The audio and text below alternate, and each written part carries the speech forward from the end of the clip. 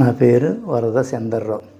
రాజమండ్రి నుంచి వచ్చి, మా గ్రామం రాజమండ్రి నుంచి వచ్చి ఇక్కడ ఆపరేషన్కి చేయించుకున్నాం. చాలా సక్సెస్ఫుల్గా అయ్యింది.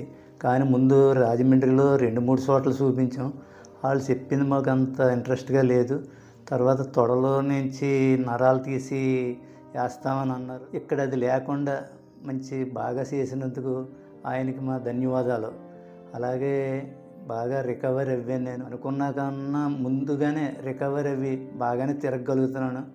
ఏ చిన్న సమస్యలు ఉన్నా కానీ అవి ఈ వారం 15 రోజుల్లో సక్సెస్ అవుతుందని డాక్టర్ గారు మాకు అభయం ఇచ్చారు.